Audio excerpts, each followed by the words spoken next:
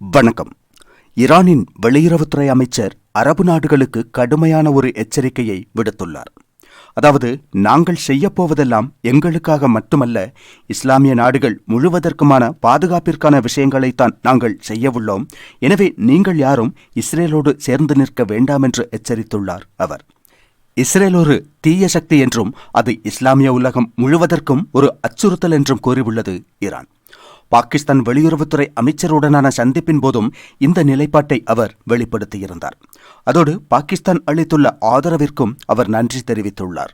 இஸ்ரேலின் செயல்கள் இஸ்லாமிய உலகம் முழுவதற்கும் அச்சுறுத்தலாகும். எனவே இஸ்லாமிய நாடுகள் எதற்கும் பாதுகாப்பில்லை. அதனால் இஸ்ரேலுக்கு ஒரு பாடம் கற்பித்தே ஆக வேண்டும். இஸ்ரேலை கட்டுப்படுத்தியே ஆக வேண்டும்.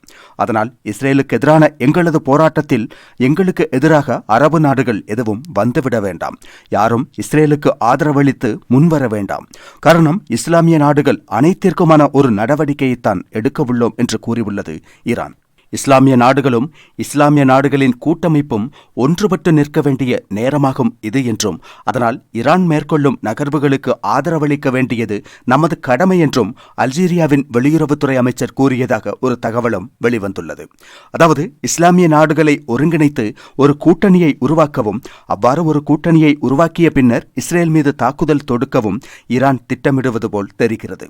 காரணம், இஸ்ரேல் என்ற நாடு தனியாக இல்லை. அந்நாட்டுடன் மிக உறுதியாக அமெரிக்கா உள்ளது, நேட்டோ உள்ளது என்பது ஈரானுக்கு நன்றாக தெரியும். அமெரிக்காவின் ராணுவ வலிமை என்ன, அமெரிக்காவின் போர்த்தந்திரங்கள் என்ன, அமெரிக்காவால் என்னவெல்லாம் செய்ய முடியும் என்பதை பற்றியெல்லாம் ஈரானுக்கு நன்றாகவே தெரியும். எனவே இஸ்ரேலுக்கு எதிராக ஒரு தாக்குதல் நடத்துவது தற்கொலைக்கு சமமான ஒரு செயலாகும். அதனால் நடைமுறையிலான ஒரு போரைத்தான் ஈரான் திட்டமிடுகிறதா என்பது சந்தேகமாகவே உள்ளது. இஸ்லாமிய நாடுகளை ஒருங்கிணைத்தால் அமெரிக்காவை அழுத்தத்திற்குள்ளாக்க முடியும் என்று ஈரான் கணக்கிடக்கூடும். அமெரிக்க தயாரிப்புகளை புறக்கணித்தல் போன்ற நடவடிக்கைகளை இஸ்லாமிய நாடுகள் எடுப்பார்கள் என்ற ஒரு தோணலை ஏற்படுத்த முயற்சிக்கலாம். அதாவது, இஸ்ரேல் ஈரான் இடையே ஒரு போர் நடக்கும்போது அமெரிக்கா இஸ்ரேலுக்கு ஆதரவாக வந்தால் அமெரிக்காவிற்கு எதிராக ஏதேனும் நடவடிக்கைகளை எடுக்கவோ அல்லது அமெரிக்காவிற்கு எதிரான உணர்வை வளர்க்க வேண்டுமானால் இஸ்லாமிய நாடுகளின் ஆதரவு ஈரானுக்கு அவசியமாகும். அத்தகைய ஒரு நகர்வை மேற்கொள்ள ஈரான் நினைக்கிறதா என்பது தெரியவில்லை. அதாவது, அமெரிக்காவை அழுத்தத்திற்குள்ளாக்கி இஸ்ரேலுக்கு ஆதரவாக போரில் ஈடுபடாமல் தடுத்துவிட்டு இஸ்ரேலை தனியாக எதிர்கொள்ள நினைக்கிறதா என்ற சந்தேகம் உள்ளது. ஆனால் அவ்வாறு இஸ்ரேலும் ஈரானும் மோதிக்கொண்டாலும் கூட அங்கும் ஒரு பிரச்சனை உள்ளது. இஸ்ரேலிடம் அணு ஆயுதங்கள் உள்ளன. இஸ்ரேல் அணு ஆயுதங்களை பயன்படுத்த தயங்கக்கூடிய ஒரு நாடும் அல்ல. இஸ்ரேலை பொறுத்தவரை அந்த நாட்டிற்கு ஆபத்து என்னும் நிலையில் சர்வதேச சட்டத்திட்டங்கள், மனித உரிமைகள் என்று எதையும் பொருட்படுத்தாது என்பது உலகமறிந்த விஷயமாகும். அப்படியாகும்போது அது மிக மோசமான விளைவுகளை ஏற்படுத்தும். எனவே நாம் கருதுவதை விட மிகவும் சிக்கலான ஒரு சூழல் நிலவிக் கொண்டுள்ளது இப்போது. ஈரானும் ஏதேனும் விதத்தில் சிறிய அளவிலோ பெரிய அளவிலோ இஸ்ரேல் மீது தாக்குதல் நடத்தினால் அதை காரணம் சொல்லி இஸ்ரேல் திருப்பி தாக்கும். அப்போது அமெரிக்கா தாமாகவே அந்த போருக்குள் வந்துவிடும். அந்த நேரத்தில் அமெரிக்காவை தடுப்பதற்கான ஈரானின் தந்திரங்கள் எடுபடுமா என்பது தெரியவில்லை.